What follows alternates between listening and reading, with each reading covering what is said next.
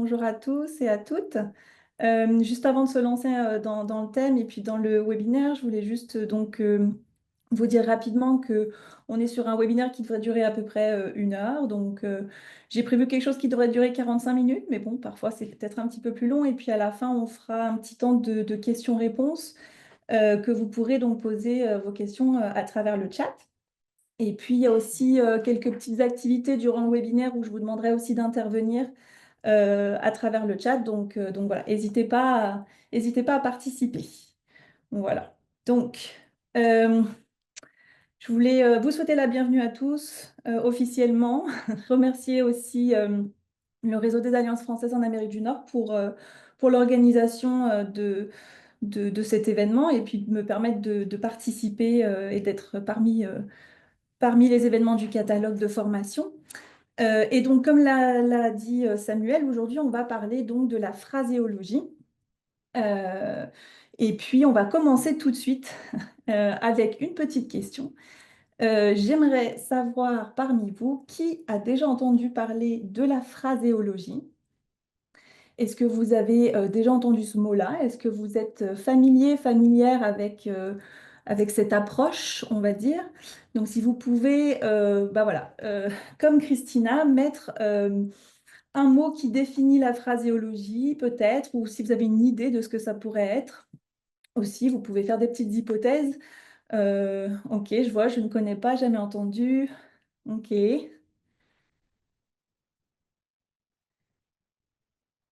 Est-ce qu'il y a une personne qui a déjà entendu parler de ça? Ça tombe bien, hein. Type de discours, ok, pourquoi pas, ouais.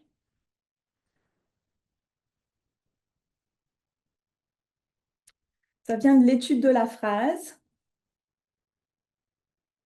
Entendu le mot en linguistique. Paul, moi aussi, j'ai dû le chercher dans le dictionnaire à un moment donné, et puis pour mieux comprendre de quoi il s'agissait, une branche de la linguistique. Ok, plein de suggestions. Et ben, ça tombe bien qu'il y ait finalement on va dire, pas trop de connaissances sur ce sujet, parce qu'on va vraiment rentrer dans les définitions aujourd'hui, puis aussi des choses très pratiques pour l'utiliser en classe de FLE, évidemment. OK. Donc, avant de se lancer dans les définitions, etc., je vais vous donner un exemple très concret de ce à quoi peut ressembler la phraséologie, parce que bah, moi, visuellement, je trouve que ça m'a beaucoup aidé aussi à comprendre le concept. Donc, on va se mettre un instant à la place d'un élève qui, dans ses cours de FLE, a appris les mots suivants. Il a appris le mot pain, il a appris le mot vouloir et il a appris le mot je. Ok. Donc il a appris ces mots-là. Puis un jour, il se trouve dans une boulangerie, ou nous, puisque on se met dans la peau d'un élève, on se retrouve dans la boulangerie. Qu'est-ce que je fais? Je veux commander quelque chose, je veux commander du pain. Donc qu'est-ce que je fais avec les mots que j'ai appris en classe? Bah, en fait, on va mettre en place tout un tas de mécanismes pour combiner ces mots et pour communiquer ce qu'on veut. On va les combiner, on va les modifier, on va les ordonner, on va les prononcer. Il y a vraiment plein de choses qui se mettent en place ici pour pouvoir s'exprimer finalement. Donc, on imagine un petit peu, dans notre tête, il se passe plein de choses. Puis, oh, je vouloir pain. Ok, ici, j'ai mis les mots dans l'ordre. Un point pour moi. Deuxième exemple, je veux pain. Alors là, les mots sont dans l'ordre, mais en plus, j'ai conjugué le verbe à la bonne personne. Encore mieux. Puis, troisième exemple, je veux du pain. Alors là, on a même ajouté le bon déterminant, c'est parfait, la phrase est complète et correcte. Donc, on va se dire qu'en classe de FLE, généralement, on apprend les mots séparément les uns des autres. Ok. Puis on va aussi apprendre les règles de grammaire séparément les uns des autres. Donc un jour, on a appris à formuler une phrase, à mettre les mots dans l'ordre. On a appris à conjuguer le verbe vouloir. Puis lors d'une autre leçon, on a appris les partitifs, etc. Et le jour où on se retrouve dans la boulangerie, ben, faut tout mettre ça ensemble pour pouvoir communiquer. Ça fonctionne, c'est la manière dont on enseigne, et puis ça fonctionne très bien. Et c'est un concept, par contre, qui est finalement assez long et complexe, n'est-ce pas? On dit souvent à nos étudiants, ah, bah, rappelez-vous, on a vu ça précédemment, etc. Bon. Donc, ce concept-là, en fait, il va impliquer que, ben, déjà, nos élèves, ben, ils aient une certaine appétence pour la conceptualisation, puis pour l'analyse linguistique, parce qu'on va leur dire, ben, ça c'est un verbe, ça c'est un nom, ça c'est un complément, etc. Mais ils ne sont pas toujours intéressés par la linguistique. Donc, qu'est-ce qu'on peut faire finalement pour s'éloigner un petit peu de la grammaire dite savante, du métalangage qu'on utilise en classe, pour enseigner finalement quelque chose de beaucoup plus pratique, ok, et utile à l'étudiant? C'est un petit peu ce que propose l'approche phraséologique. On va développer une compétence très fonctionnelle, très pragmatique de la langue, en leur fournissant des ressources qui vont finalement être prêtes à l'emploi. Donc vraiment sans passer directement par une analyse de la structure grammaticale. Ça ne veut pas dire qu'elle n'existe pas, mais c'est plus subtil. Voilà. Alors, de quoi on va parler? On va faire une première partie un peu plus théorique, où on va vraiment définir les termes, etc., donner des exemples de ce qu'est la phraséologie. Et puis ensuite, on partira sur la phraséodidactique. On a la deuxième partie, c'est vraiment comment mettre en place cette approche dans notre classe avec des exemples concrets. Donc, la phraséologie. Euh, Comme disait Paul tout à l'heure, on a dû chercher dans le dictionnaire. Moi, c'était un petit peu la même chose, mais souvent, quand je vois un nouveau mot, peut-être comme beaucoup d'entre vous, on s'intéresse un petit peu à la morphologie du mot, n'est-ce pas? On se dit, ah bah tiens, phraséo, phrase, puis logie, c'est le suffixe pour l'étude de quelque chose, une discipline, donc l'étude des phrases. C'est un peu la question que je me suis posée. Mais en même temps, je me suis dit, l'étude des phrases, oui, c'est beau, mais ça veut dire quoi? Ou concrètement, qu'est-ce que c'est, n'est-ce pas? Donc, j'ai tapé le mot phraséologie sur Internet. Et en fait, en tapant ce mot-là, la chose que l'on remarque, c'est que la phraséologie, elle est liée à plusieurs domaines. Et en faisant les recherches, les premières choses qui apparaissent, c'est surtout des choses qui sont liées au domaine de l'aviation. Puis moi, je me suis dit, ok, mais moi, je cherche quelque chose plutôt linguistique, n'est-ce pas?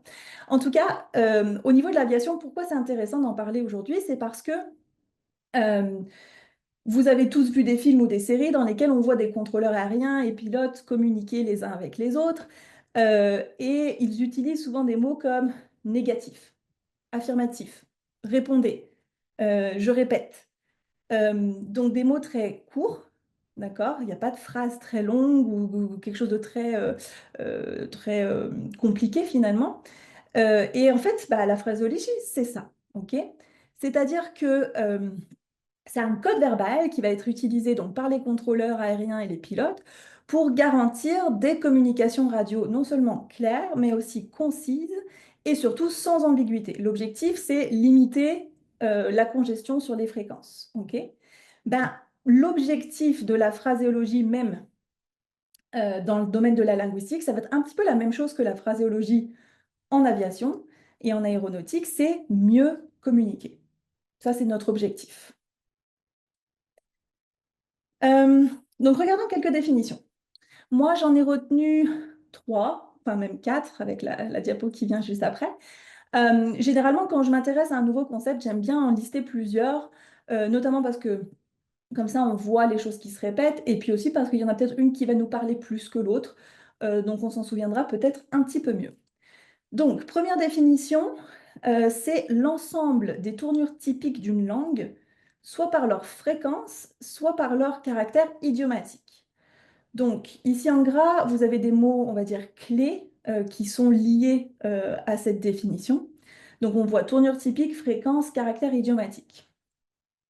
Dans la deuxième définition, c'est une branche de la linguistique qui va étudier les combinaisons de mots qui sont partiellement ou totalement figés, que l'on peut aussi appeler unité phraséologique ou phrasème, et qui sont en opposition avec les combinaisons libres de mots.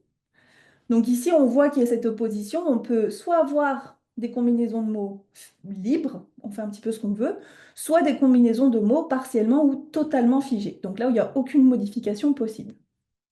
Et puis on ajoute deux nouveaux termes un petit peu plus pointus, les unités phraséologiques et phrasèmes. Troisième définition, du point de vue linguistique, c'est la science qui traite de ce que l'on appelle phrasème, phraséologisme ou unité phraséologique au sens d'expression idiomatique ou d'unité fixe de caractère polylexical. Donc à nouveau, on retrouve cette idée d'expression fixe ou figée et d'expressions idiomatiques. Et on retrouve ici aussi les termes phrasème, unité phraséologique, etc. Donc, déjà, ça doit vous donner une petite idée de qu'est-ce qu'on retrouve dans la phraséologie. Et j'aimerais terminer avec cette quatrième définition. Ça étudie les associations fréquentes des mots dans une langue ou co-occurrence. Donc là, on retrouve un nouveau mot de vocabulaire. Ces syntagmes préfabriqués de deux ou plusieurs mots constituent le fond du lexique mental d'un locuteur natif et représentent plus de la moitié de nos discours oraux et écrits. C'est donc une compétence importante. Donc ici, on retrouve en effet expression figée, même si on utilise le mot préfabriqué, des associations fréquentes, donc qui sont utilisées régulièrement. Et puis, on se rend compte aussi bah, voilà, que c'est à l'oral, à l'écrit, et qu'on le retrouve partout. Donc, qu'est-ce qu'il faut retenir de toutes ces définitions?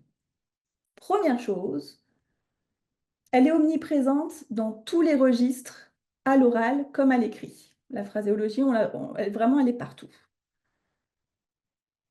Elle aide à mémoriser des blocs de mots fréquents et prêts à l'emploi. Et dernière chose, elle joue un rôle clé pour développer la communication authentique. Et on va voir pourquoi, ok, et même comment. Alors, la phraséologie, c'est une étude, c'est une science, oui, ok, mais bah, comment on peut finalement la traduire en compétence phraséologique? Parce que c'est ça qu'on veut en fait enseigner à nos étudiants, c'est une compétence phraséologique, qu'ils soient capables d'utiliser la phraséologie à bon escient pour leur apprentissage du français. Donc, pour bien comprendre comment on va passer de compétences on va dire lexicale, grammaticale, hein, des choses qu'on connaît très bien, à une compétence plus phraséologique, on va juste revenir un instant sur ce qu'est une compétence linguistique, pour contextualiser un petit peu le tout. Donc une compétence linguistique, c'est un concept qui a été introduit par Chomsky en 1965, puis j'imagine que vous en avez déjà entendu parler, et il distingue deux choses. Il distingue la compétence linguistique de la performance linguistique. Okay. Donc la compétence linguistique, c'est une connaissance ou un savoir interne que l'on a des règles de grammaire et de lexique sans même y penser. Okay. Une fois qu'on les a acquis, en fait, ben, on les utilise sans même y réfléchir. Puis, cette compétence linguistique, elle va nous permettre de comprendre et de produire des phrases, même des choses qu'on n'a jamais entendues auparavant. Okay. La performance, elle, linguistique, de son côté, ça va être l'utilisation de cette compétence. Donc c'est plutôt la mise en œuvre de la compétence linguistique, que ce soit à l'écrit ou à l'oral. Et donc à l'oral, ce serait par exemple un acte de parole. Mais en tout cas, voilà, il faut bien se dire que c'est à la fois à l'écrit et à l'oral, et aussi dans des situations concrètes. Donc la compétence linguistique, elle comprend plusieurs aspects.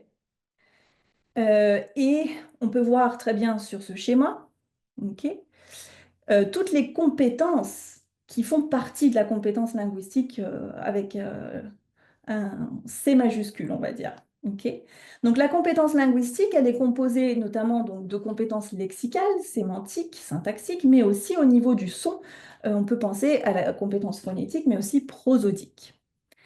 Et puis, bah, pour être compétent, il va falloir combiner toutes ces compétences ou ces sous-compétences pour pouvoir s'exprimer. Comme on a dit tout à l'heure avec notre exemple, je vouloir pain, bah, il fallait ordonner les mots, il fallait conjuguer le verbe, il faut les prononcer, etc. Bah, c'est ça en fait. Pour pouvoir formuler ma phrase je veux du pain, bah, je mets en œuvre toutes ces compétences-là.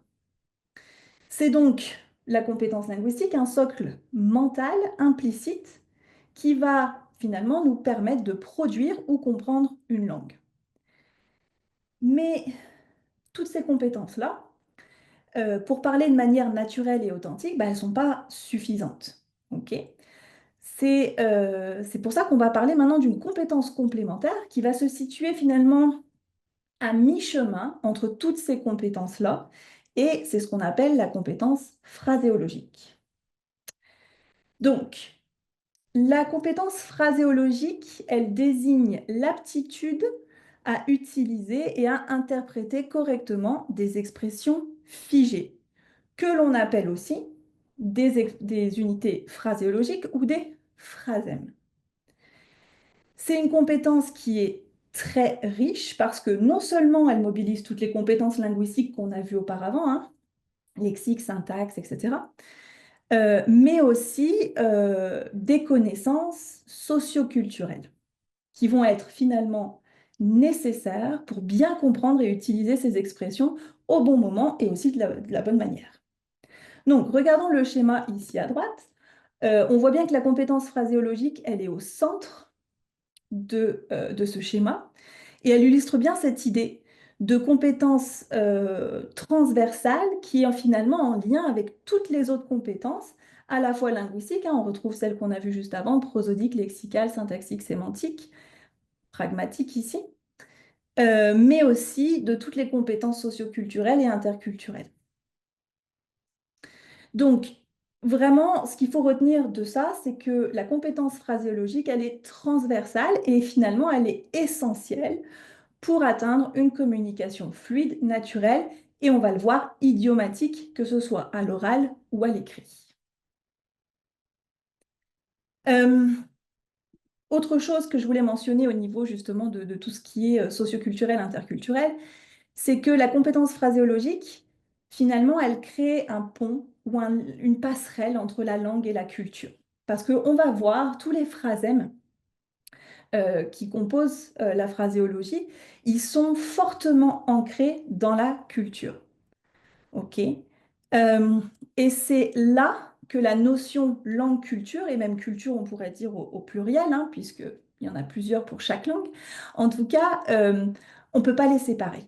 OK. Et je pense qu'il y a beaucoup d'entre vous qui pensent déjà ça, c'est difficile d'enseigner une langue sans enseigner la culture qui va avec, parce que les deux sont intrinsèquement liés. Donc, comprendre les phrasèmes et comprendre toutes les expressions figées dont on va parler juste après, c'est comprendre tout plein de références, d'habitudes, voire même d'humour d'une communauté linguistique. Donc, en tant qu'enseignant, lorsqu'on enseigne les phrasèmes ou à travers l'approche phraséologique, c'est pas seulement une question de vocabulaire, on va voir, c'est pas seulement une question de grammaire, etc. C'est vraiment développer la compétence transversale de nos étudiants en leur permettant finalement d'entrer dans une façon de penser, de s'exprimer et finalement d'interagir à une culture. Et finalement, c'est une démarche qui s'inscrit pleinement dans celle adoptée par le CECR, qui est l'approche actionnelle, parce que la notion langue-culture est aussi centrale dans cette approche-là. Alors, qu'est-ce qu'un phrasème? Parce qu'on en parle depuis tout à l'heure. Phrasème, on l'a vu dans les définitions, c'est un terme central en phraséologie. Donc, le phrasème, que l'on appelle aussi unité phraséologique ou phraséologisme, désigne une unité linguistique qui est figée. Ce sont des expressions toutes faites, difficiles, voire parfois impossibles à modifier ou à comprendre mot à mot. Je vous donne un exemple. Avoir du pain sur la planche. Donc ça, c'est une expression figée. Ok. On ne peut pas traduire cette expression littéralement. Enfin, l'étudiant, s'il lit cette phrase-là, il va traduire l'expression littéralement, il va littéralement voir du pain sur la planche. Puis on ne peut pas remplacer non plus un mot par un synonyme sans perdre le sens de la phrase. Je ne peux pas vous dire avoir une baguette sur la planche. Quel est le sens aussi dans cette expression-là? Ok. Donc c'est vraiment une locution fixe, figée, qui va fonctionner comme un tout. Le sens est d'ailleurs très différent de si on prend chaque élément séparément, individuellement, ça n'a plus le même sens. Okay. Si on dit juste j'ai du pain, très bien, tu as du pain chez toi, bravo. Okay. J'ai du pain sur la table, c'est aussi pas la même chose. Ouais. Donc, ça vous donne une idée un petit peu de justement une expression figée qui est impossible, voire, enfin difficile, voire même parfois impossible à modifier. Ces phrasèmes, parce qu'il en existe beaucoup, en fait, ils ont été divisés en plusieurs catégories par les linguistes. Et on va en parler rapidement dans les slides qui suivent. Donc, les différents types de phrasèmes. Il y a des phrasèmes dits fermés et des phrasèmes dits semi-ouverts. Les phrasèmes fermés, ce sont les expressions figées, ok, et aussi les expressions idiomatiques. Et puis, dans les phrasèmes semi-ouverts, on retrouve ce qu'on appelle les collocations. Donc, on va parler un petit peu et donner des exemples pour chaque. Les expressions idiomatiques et les proverbes, c'est la partie la plus évidente de la phraséologie. Okay. D'ailleurs, vous faites finalement de la phraséologie dans vos classes lorsque vous travaillez sur les expressions idiomatiques. Okay. Mais les expressions figées, la colocation, c'est peut-être des nouveaux termes un petit peu pour vous. Et donc, on va s'intéresser à ça. Il faut se dire aussi que la classification des phrasèmes, dans l'une ou l'autre catégorie, ça suscite beaucoup de débats. Ces catégories-là ne sont pas du tout étanches, hein. Les linguistes disent que ce sont des catégories dynamiques. Mais c'est important que toutes ces tournures ou toutes ces expressions, elles vont contribuer à la compétence langagière de nos apprenants. Et donc, apprendre tous ces syntagmes préfabriqués va leur permettre de comprendre et de s'exprimer mieux, et ça assez rapidement. Donc, avant de rentrer dans les détails de ces différents types, de ces différentes catégories de phrasèmes, je vais faire appel à vous à nouveau. Donc, je vais vous demander de compléter les phrases suivantes. Et vous allez écrire vos réponses dans le chat. Première phrase, il a les yeux plus gros que le ventre. OK. Phrase numéro 2. Ils sont tombés amoureux au premier regard. Excellent. Elle est allée au commissariat pour porter plainte. Tout à fait. Sois honnête et arrête de tourner autour du pot. Oui, vous êtes rapide. Un fraisier pour son anniversaire, ça lui fera sûrement plaisir. Ok, excellent. Donc, j'ai envie de vous dire bravo. Votre compétence phraséologique est au top. Parce que finalement, ça c'est un exemple très, très concret. C'est-à-dire que quand on a une compétence phraséologique très développée, on peut anticiper la fin de phrase, on peut les compléter sans savoir, finalement, ce n'est pas vos phrases, hein, c'est les miennes, c'est moi qui les ai inventées, qui les ai écrites. Mais parce que votre compétence phraséologique est très développée, vous êtes capable finalement de les compléter et de deviner la suite de la phrase. Ok. Alors, on va faire un petit focus sur les expressions figées. Les expressions figées, elles sont caractérisées par un figement sur le plan syntaxique ou sémantique. Ces expressions figées, donc, on garde en tête que c'est un groupe de mots. Et elles sont figées parce qu'on ne peut pas les modifier librement. Okay. Et d'ailleurs, elles ont aussi un sens souvent figuré, voire métaphorique. Okay. Donc, on a un linguiste qui a proposé une classification de ces expressions en 3 grandes catégories, selon leur fonction dans la langue. On a les expressions dites structurelles, communicatives et référentielles. Regardons un petit peu des exemples pour chacune de ces sous-catégories. Donc, la première catégorie va regrouper toutes les combinaisons de mots qui vont établir des relations grammaticales et qui vont marquer les relations logiques et temporelles. Exemple, à condition que, en ce qui concerne, tant que, à l'égard de. Deuxième catégorie, les phraséologismes dits communicatifs. Eux, ils vont regrouper toutes les expressions routinières qui visent à initier ou à maintenir ou clore un acte de communication. Ici, vous pouvez imaginer voilà, toutes les expressions telles que bon appétit, enchanté, bonne journée, comment ça va, etc. Et troisième catégorie, les unités dites référentielles. qui, elles, vont former en fait le groupe le plus complexe parce qu'il va être composé de tous les proverbes idiomes dont le sens ne découle pas du tout du sens des éléments qui constituent la phrase. Ok. Si on prend individuellement et qu'on repense à notre exemple avoir du pain sur la planche, si on prend chaque mot de la phrase, on ne peut pas comprendre le sens, n'est-ce pas? Donc c'est un sens vraiment figuré. Et donc, c'est vraiment l'exemple qui montre à quel point on doit enseigner ces expressions de manière figée, ok, parce qu'il faut qu'elles soient mémorisées de cette manière et qu'elles vont être utilisées aussi de manière fixe par la suite. Je vous en donne d'autres, des exemples, hein, tomber dans les pommes, aller droit au but, perdre le fil de ses pensées, etc. Tout ça, ce sont voilà, des expressions, des phrasèmes dits référentiels.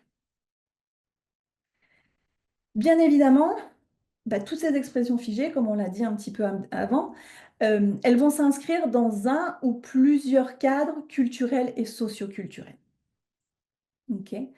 On l'a dit, euh, le sens, il n'est pas évident pour les élèves. Ok. On ne peut pas le comprendre en fait sans explication. Souvent, hein, c'est même très métaphorique parfois, et on n'a aucune idée de ce que ça signifie.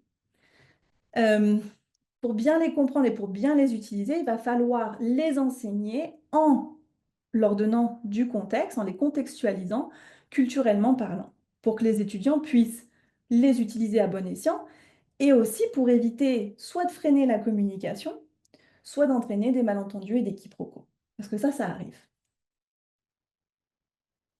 Donc, souvenez-vous, on a dit que les phrasèmes, ils étaient fermés ou semi-ouverts.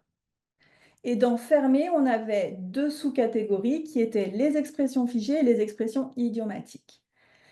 Et souvenez-vous également que ces catégories, elles ne sont pas étanches, hein. C'est difficile de catégoriser si c'est plus comme une expression figée ou une expression idiomatique, etc. Bon, c'est joué un petit peu sur les mots, mais en tout cas, dans la globalité, ce sont des expressions dites figées. Ok. Je veux juste m'intéresser rapidement aux expressions idiomatiques parce que elles sont notamment très liées à la culture d'un pays. Ok. Et c'est d'ailleurs ce qui, souvent, on fait ça en classe, hein, pour travailler, justement, on compare avec les autres cultures, comme on le dit dans d'autres langues, etc. Et ça, on dit long parfois sur la culture de la langue cible. Donc, parmi les éléments de la langue qu'il faut acquérir pour s'exprimer figurent non seulement des mots du lexique, mais aussi des groupes de mots plus ou moins imprévisibles. Ainsi, des milliers de particularités expressives non traduisibles telles quelles dans d'autres langues forment l'immense part du lexique connu sous le nom d'expression idiomatique. On ne se rend pas compte, mais il y en a vraiment beaucoup. Puis pas forcément les expressions idiomatiques type proverbe, mais plus vraiment des choses du quotidien. Ok. Donc, ces expressions idiomatiques, il faut retenir que 1, ce sont des groupes de mots figés. 2, le sens, bah, il ne peut pas être déduit facilement. Et puis, ben, souvent, ça ne se traduit pas littéralement. Ce qui illustre vraiment très bien ce lien entre langue et culture et ce qui illustre aussi les défis que nos apprenants rencontrent pour la compréhension de ces expressions. Je vous donne un exemple. Chercher midi à 14 heures. Qui veut dire, on est d'accord, compliquer une situation inutilement. Si on la traduit littéralement en anglais, ben, to look for noon at 2 o'clock. Imaginez l'étudiant c'est ce qu'il va faire. C'est la première chose qu'on fait quand on voit une expression, on traduit littéralement un petit peu dans notre tête. Puis on essaie de comprendre. Mais je pense que si on le traduit en anglais, ben, on comprend encore moins. Donc, globalement, en anglais, il n'y a pas forcément d'expression idiomatique pour ça. Il y a une phrase, hein, c'est to overcomplicate things. Ouais. Ce qui va être une traduction plus ou moins acceptable. Mais forcément, si on l'utilise dans ce sens-là, ben ça a perdu un petit peu de son charme, de son idiomaticité. C'est un petit peu moins drôle, finalement. Et ça montre bien comment la langue et la culture, elles vont être imbriquées. Parce que l'image qu'on se fait quand on lit en français «Chercher midi à 14 heures», ben, elle ne sera pas la même et il n'y aura pas d'équivalence directe en anglais. Ok, donc c'est ce qui rend ces expressions idiomatiques si riches et si complexes à enseigner, parce qu'il faut aussi enseigner l'image derrière, en plus de la culture, etc. Deuxième petit focus, les colocations. Qu'est-ce que les colocations? Alors, en linguistique, une colocation, c'est une co-occurrence qui est privilégiée. C'est une association dite habituelle d'un mot au sein d'un mot à un autre, pardon, au sein d'une phrase. C'est un rapprochement de termes qui n'est pas fixe, mais qui n'est pas pour autant fortuit. Donc, on a vu les expressions figées. Les expressions figées, elles sont difficiles, voire impossibles à modifier, alors que les colocations, c'est possible. Mais c'est pas non plus une association de mots libres. Il y a quand même quelques règles, entre guillemets, à respecter ici. Donc, qu'est-ce que c'est? Les linguistes, ils vont distinguer deux composantes aux colocations. Globalement, il y a la base et le colocatif. Donc, l'association de deux termes.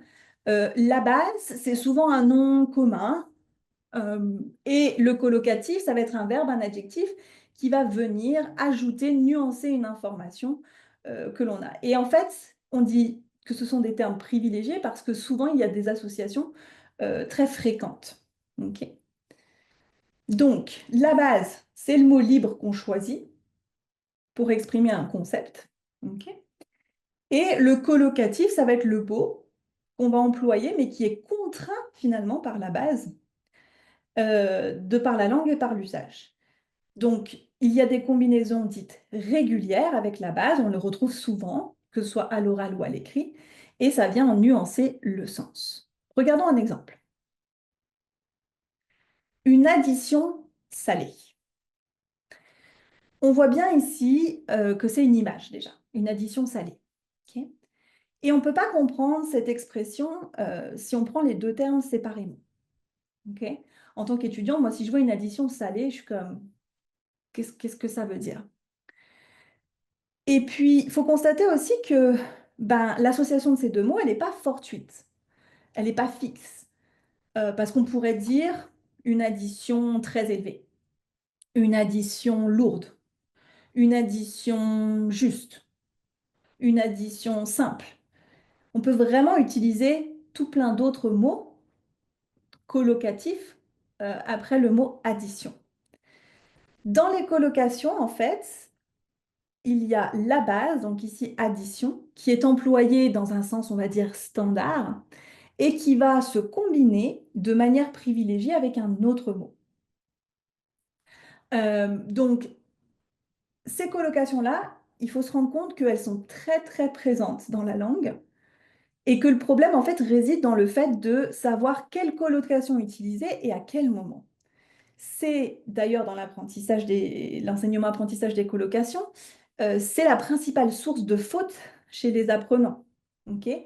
Et même souvent, il y a beaucoup de calques où ils vont utiliser leur langue maternelle pour essayer de traduire en français ce qui se ferait dans leur langue, n'est-ce pas? Donc, ce qui est source d'erreur finalement. Euh, les colocations, on disait que c'était des associations fréquentes, des associations dites habituelles. Ce qui veut dire qu'on fait référence à l'usage. Oui.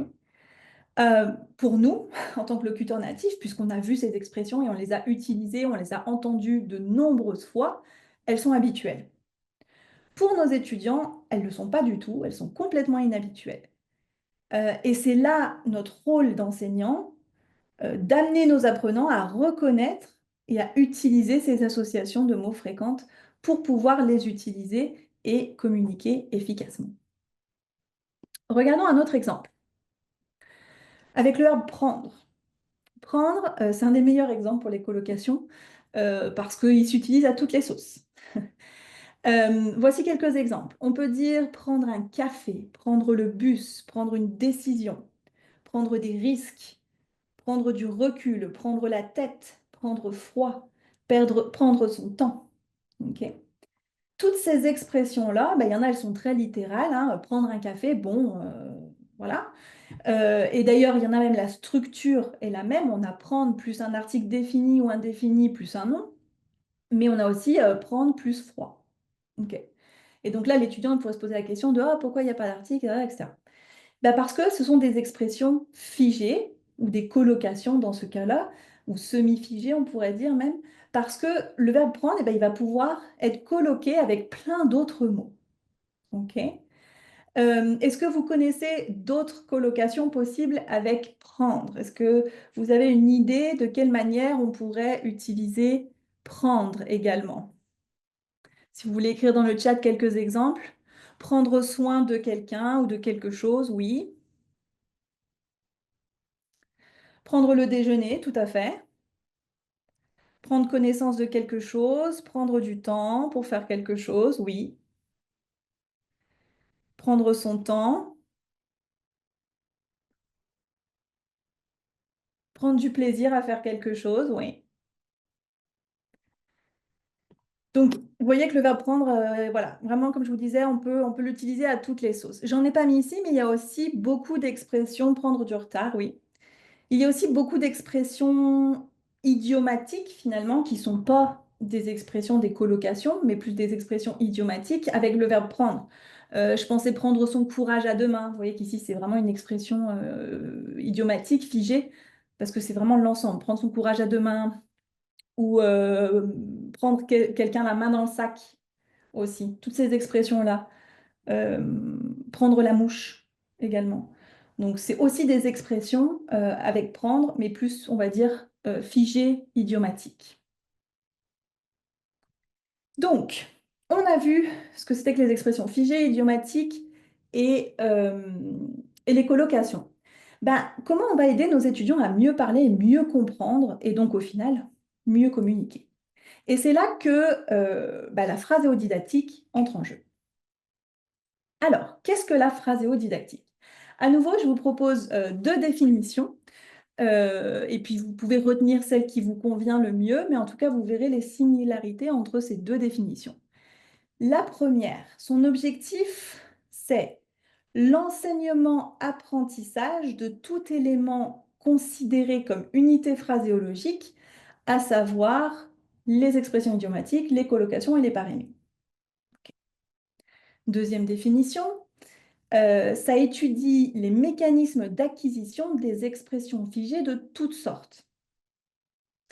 Et donc, la phraséologie se focalise sur tout ce qui est lié à l'enseignement-apprentissage efficace du figement en tant que phénomène linguistique social, culturel et pragmatique. Okay. Donc, finalement, c'est la mise en place de l'approche liée donc à l'enseignement-apprentissage d'expressions figées et colocations, etc. Et ce qui est important aussi, pour compléter un petit peu cette définition, c'est que l'idiomaticité de la langue, dans le processus d'apprentissage d'une langue, c'est offrir aux apprenants une richesse supplémentaire, un lien entre la langue et l'expérience humaine, selon cette linguiste. Cette richesse donne vie à la langue et on pourrait même parler d'une humanisation de la langue et de l'enseignement. Donc, en résumé, intégrer l'idiomaticité dans l'enseignement, ça va donner de la profondeur à l'apprentissage de la langue.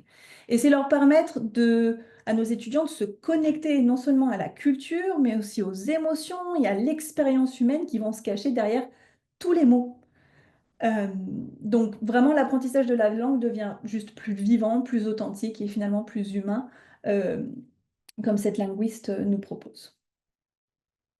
Alors, tout ça, c'est beau. L'enseignement-apprentissage des expressions figées, des colocations, etc. Mais concrètement, hein, comment on fait alors? Comment on fait pour travailler la phraséologie en classe de FLE? Il faut renverser un peu nos pratiques.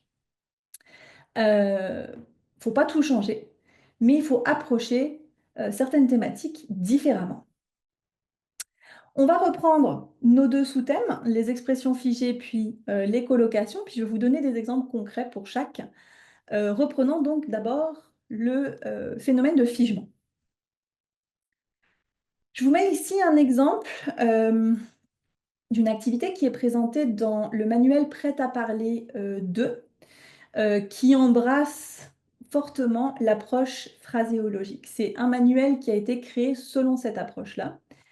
Et on retrouve donc dans les activités, en fait, des expressions figées qui sont en fait proposées aux étudiants de manière à ce qu'ils puissent les utiliser et communiquer rapidement. Donc dans cet exemple-là, on retrouve les expressions pour faire des hypothèses et on leur propose 4 possibilités. On retrouve aussi une sorte de liste de vocabulaire, mais comme vous pouvez voir, chaque étage est accompagné de la préposition. Ok, donc c'est au rez-de-chaussée, au premier étage. D'accord? Donc ça, c'est vraiment un phrasème finalement. Et puis dans l'activité, on leur propose même un exemple qui va leur permettre de partir de là et de formuler des phrases similaires avec du nouveau vocabulaire et en fonction de ce que eux veulent communiquer. Ok. Donc ça, c'est purement une approche phraséologique parce qu'on leur donne des phrasèmes qu'ils peuvent utiliser pour communiquer tout de suite, des expressions vraiment prêtes à l'emploi. À la fin de chaque unité dans Prêt à parler, il y a aussi un récapitulatif de tout ce qui a été découvert dans l'unité, notamment au niveau, bien évidemment, grammaire, parce que la grammaire n'est pas mise de côté, mais elle n'est pas centrale. Et puis, de sons aussi phonétiques, parce que c'est important. Mais au lieu de retrouver une liste de vocabulaire, de mots qui ont été découverts pendant l'unité, on va retrouver des phrasèmes qui sont sous une catégorie dite communication. Et comme vous pouvez le voir ici, ce n'est pas des mots isolés, c'est des mots contextualisés, voire des phrases complètes qui permettent de s'exprimer, qui sont vraiment liées à un acte de parole. Ok. Donc pour même faire des hypothèses, on retrouve bien les 4 propositions qu'on vient juste de voir avant, et on trouve même en fait une phrase complète. Ok. Donc même au niveau du récapitulatif, on est sur des expressions qui vont être contextualisées pour donner beaucoup plus de sens à l'apprentissage également. En termes d'expression figée, autre exemple, je pensais au connecteur. Et ici, j'ai pris un exemple d'un article de presse, des articles de presse qui sont didactisés. Ces articles de presse, ils sont disponibles sur l'espace virtuel, donc la plateforme des éditions Maison des Langues. Et ils sont didactisés parce que on retrouve plusieurs fiches. Donc, il y a une fiche apprenant, comme celle que vous voyez ici sur l'écran, avec l'article, mais aussi des activités pour la compréhension, l'observation de la langue et aussi la production. Il y a aussi une fiche enseignant qui l'accompagne, bien évidemment, avec les corrigés, les propositions de ressources complémentaires, etc. Une carte mentale aussi qui accompagne parce qu'on veut qu'ils se souviennent du vocabulaire. Mais aussi une fiche guidée de l'article. Et ça, je vais vous en parler tout de suite après. Mais regardons d'abord les connecteurs. Dans cet exemple ici, on travaille aussi avec les expressions figées et on vient leur faire analyser un petit peu, voilà, 2 connecteurs ici. On pourrait même, en fonction de ce qui est écrit dans la fiche professeur, approfondir les connecteurs et les travailler autrement. Peut-être qu'ils en proposent plus, etc. Mais en tout cas, ici, on va travailler le afin de, le pour, etc. Et je vous montre un exemple de la fiche apprenant guidée. Donc cette fiche apprenant, ce que je vous disais juste avant, là, elle est guidée parce que on retrouve dans ces fiches, en fait, un code couleur qui va indiquer aux apprenants tous les phrasèmes, toutes les unités préfabriquées dont on veut qu'ils se souviennent. Ok. Donc en vert, il y a toutes les expressions fréquentes, en rouge, les verbes et les constructions verbales, et en bleu, on a les connecteurs logiques. Donc toutes les expressions figées de l'article, finalement, voire les co-occurrences aussi, hein, les co-occurrences, colocations, vont être codifiées par ce code couleur. Et ça, c'est quelque chose que vous faites déjà, j'imagine, dans vos classes, quand vous travaillez sur la compréhension d'un texte, etc. Vous leur demandez de relever des choses, de les classer, etc. Vous faites attention à ce que ce soit, je ne sais pas moi, à cause de, etc. Ça, c'est quelque chose que vous faites déjà. Mais dans cette proposition-là, c'est quelque chose qui est prêt à l'emploi aussi pour l'enseignant et les étudiants, qui est déjà préparé. Euh, les expressions figées. Évidemment, il y a tout ce qui est expression idiomatique. Ok. Et quoi de mieux pour travailler les expressions idiomatiques que de le faire par l'image. Ok. C'est peut-être quelque chose que vous faites déjà également parce que c'est le plus parlant, peut-être. Là, je vous propose un exemple qu'on retrouve dans Défi 4. Donc, Donc c'est du niveau B2. Ici, lorsque on va demander aux étudiants finalement de faire des associations, d'associer chaque expression à une image à gauche, etc. Mais quand les étudiants vont lire ces images, les associer, ou ils vont essayer de les comprendre par la suite, de leur donner du sens, ben, quand ils vont le lire, en premier, qu'est-ce qui leur vient en tête? C'est le sens littéral de l'expression. Et forcément, parfois, ça ne va pas faire de sens. Ok. Parce qu'il y en a qui sont plus imagés que d'autres, plus métaphoriques que d'autres, et c'est là où ça pose problème au niveau de la compréhension. Moi, je pensais par exemple à l'expression prendre ses jambes à son cou. Ça peut être difficile, si on lit prendre ses jambes à son cou, d'imaginer ce que ça signifie. Ok. Ou, les bras m'en tombent aussi. Littéralement, on imagine des bras de quelqu'un qui tombe par terre. Mais qu'est-ce que ça veut dire? Ok. Autre exemple des expressions idiomatiques, toujours issues de défi 4, ici on a aussi des images, mais une approche un petit peu différente parce qu'ici on n'a pas les défis, on n'a pas l'expression idiomatique, on a juste les images, puis on va essayer de les écrire ou de les deviner nous-mêmes, de deviner ce que c'est. Ok. Qu'est-ce que ces images? Ces images illustrent quel proverbe ou quelle expression idiomatique? On va leur faire deviner quelque part.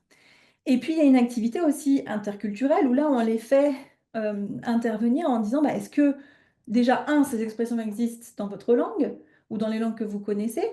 Euh, et surtout, est-ce qu'elles se traduisent de la même manière? Ou est-ce qu'il y a une autre image qui est utilisée dans votre langue pour illustrer cette idée?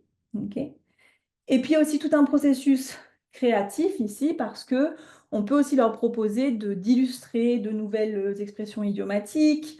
On peut également leur demander je sais pas, en inventer une qui fait sens, ou peut-être que l'expression idiomatique dans leur langue peut être traduite en français et utilisée également. Enfin, on peut vraiment travailler ici de plein de manières. Les expressions idiomatiques par l'image, elles sont aussi disponibles sous format plus, on va dire, enfin pas dans un manuel en tant que tel, mais en tout cas, les éditions Maison des Langues sur leurs réseaux sociaux postent régulièrement les expressions illustrées, ce qui permet finalement de travailler aussi en classe tout plein d'expressions différentes. Ok. Donc soit vous travaillez en utilisant d'abord l'expression, soit à partir de l'image, puis on essaie de la faire deviner, on peut le faire un petit peu des deux côtés.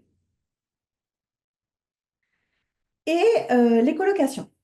Ok, ça, c'était notre deuxième point. On a vu les expressions figées, maintenant les colocations. Comment on travaille les colocations en langue? C'est peut-être la chose la plus compliquée finalement à enseigner parmi les deux sous-catégories. Alors, j'ai repris un exemple de prêt-à-parler 1 ici pour vous montrer ça. Donc ici, on a un exemple de la double page d'introduction de l'unité 11 et on voit très bien qu'on veut parler des transports dans cette unité. Ok. Comme je vous disais tout à l'heure, prêt à parler, ça reprend tout à fait le système phraséologique pour emmener les apprenants à acquérir des unités lexicales. Donc sur cette page, si on fait un petit zoom sur la première activité, on leur demande d'observer les photos, d'associer les moyens de transport suivants aux images.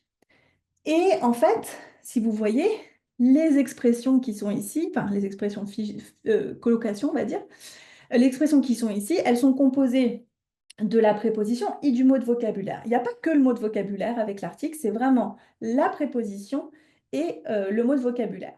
Et pourquoi même on retrouve un deuxième exemple ici, une autre activité où on va leur faire réutiliser ces expressions. Et en fait, on l'enseigne directement avec la préposition. On va se centrer vraiment sur ces unités préfabriquées pour que les étudiants les apprennent telles quelles et qu'ils s'en servent tout de suite. Ok.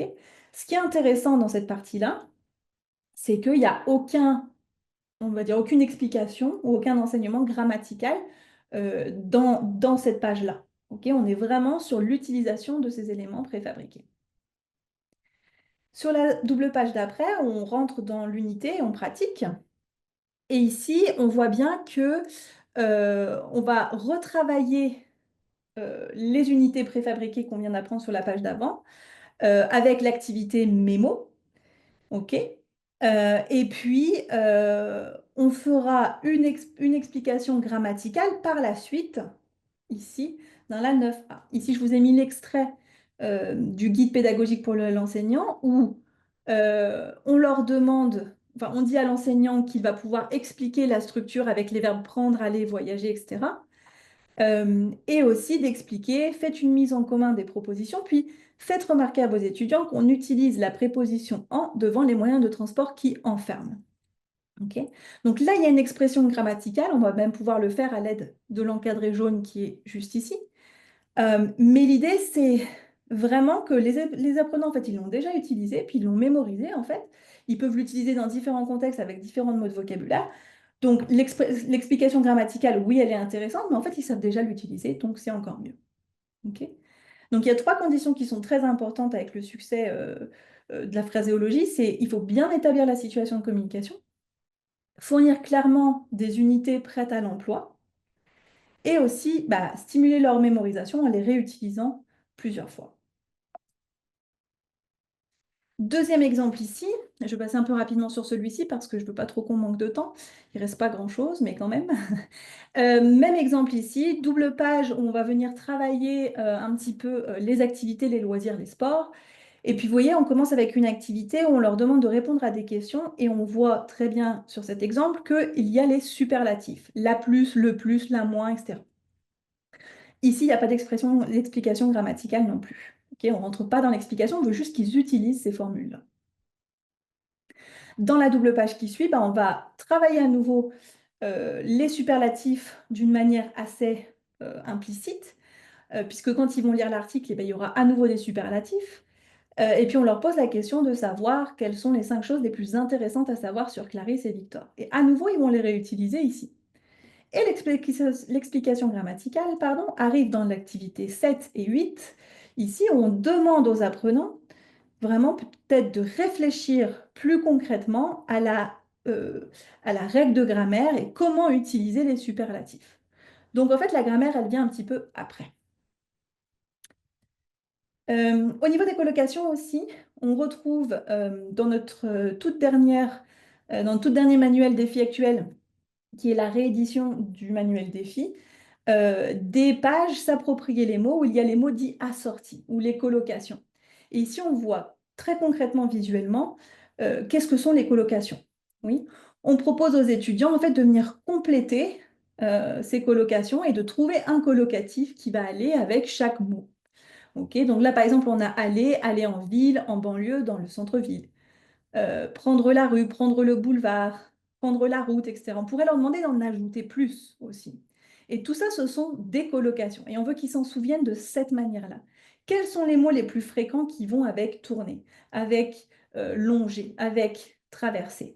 Parce que c'est comme ça qu'ils vont les mémoriser et rendre leur discours plus fluide et naturel. On peut faire ça aussi avec les cartes mentales.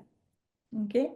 Les cartes mentales, bien évidemment, ça sert à répertorier du vocabulaire, du lexique, mais on peut aussi le faire avec les colocations en faisant c'est, puis on leur demande d'ajouter les adjectifs ici dans le logement. Ou il n'y a pas de.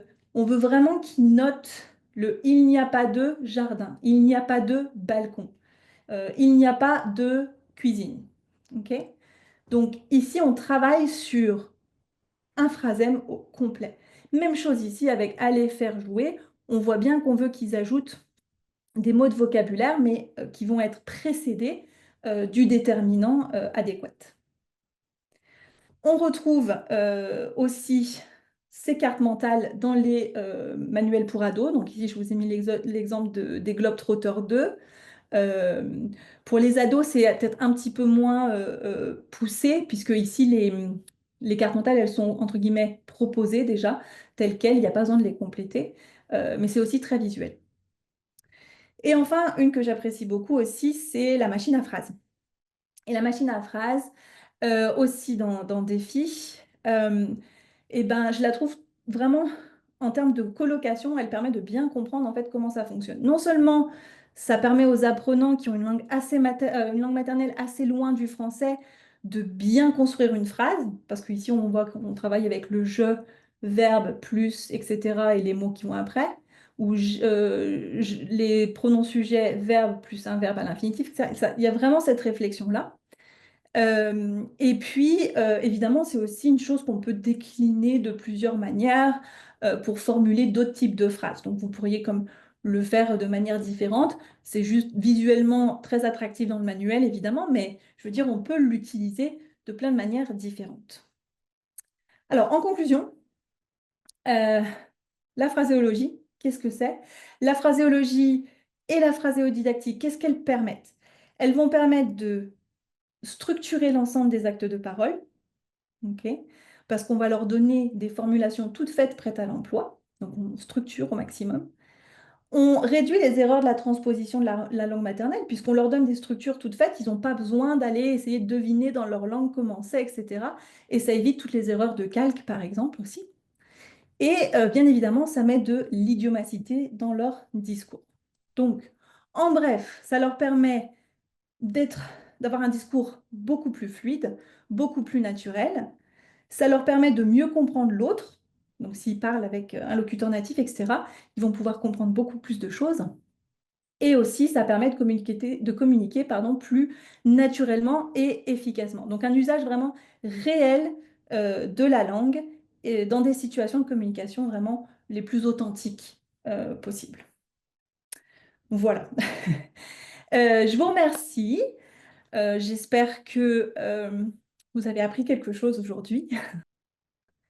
Bah, merci à tous et puis bah, j'espère que vous essaierez de mettre ça en place quelque part ou peut-être si vous le faisiez déjà indirectement ou sans le savoir, peut-être que vous pousserez un petit peu plus la prose phraséologique dans vos classes.